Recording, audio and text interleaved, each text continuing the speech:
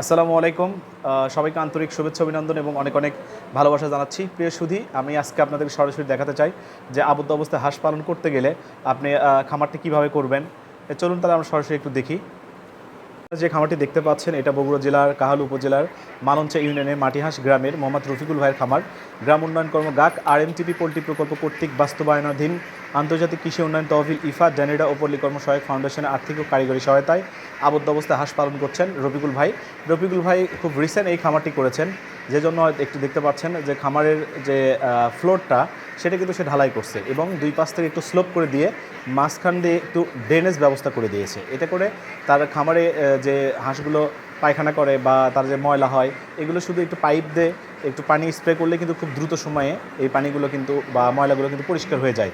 আবদ্ধ অবস্থায় হাঁস পালন করলে মূলত দেখবেন অন্য হাঁস যেখানে 5 থেকে 7 মাসের ডিমে আসে, সেখানে আবদ্ধ অবস্থায় হাঁস পালন করলে কিন্তু 3 থেকে 4 মাসে আপনার হাঁসটা ডিমে আসবে এবং ডিম পাড়ার প্রবণতাটা যেহেতু সমস্ত হাঁস একটা টাইমে সমানভাবে খাবার পায়, এজন্য আপনার ডিমের পার্সেন্টেজটা কিছু বেশি আসবে। হ্যাচারিতে আপনার হ্যাচিং রেটটা বেশি হয়, ফলে আপনার বাজারে চাহিদাটা ভালো থাকে, ডিমের আকার ভালো হয়, ডিম রোগবালাই কম হয়, পরিবেশের সাথে কিন্তু অভিবাজন প্রক্রিয়াটা ভালো হয়, রোগ আক্রান্ত কম হয়। আপনারা চাইলে এই আবদ্ধ অবস্থায় হাঁস পালন করতে পারবেন। আবদ্ধ অবস্থায় হাঁস পালন করতে আপনাদের যে কোনো ধরনের সার্বিক সহযোগিতা এবং পরামর্শের প্রয়োজন হলে আমাদের কমেন্ট বক্সে ইনবক্সে আপনারা জানাতে পারেন। আমরা সর্বক্ষণিক আপনাদের সাথে আছি।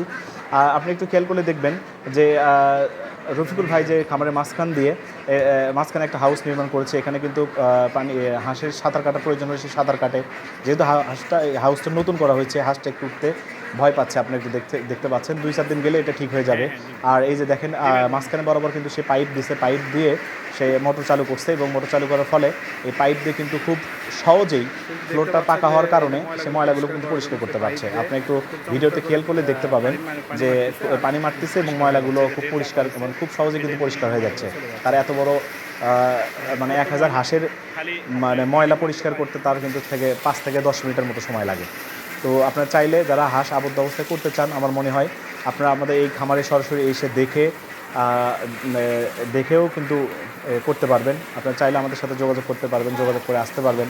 আপনাদের এই হাঁস পালন করতে যে কোনো ধরনের সার্বিক সহযোগিতা এবং পরামর্শের প্রয়োজন হলে আপনারা আমাদের সাথে যোগাযোগ করুন। আমরা সার্বক্ষণিক গাক আরএমটিভি পোল্ট্রি টিম আছে আপনাদের সাথে। ধন্যবাদ, ভালো থাকবেন। আর আমার ভিডিও যদি আপনাদের একটুকু ভালো লেগে থাকে তাহলে আমার চ্যানেলটি সাবস্ক্রাইব করে সাথে থাকবেন। আমাদের সকল ভিডিও আপডেট পেতে আমাদের এই চ্যানেলের সাথে থাকবেন বলে আশা করছি। আল্লাহ হাফেজ।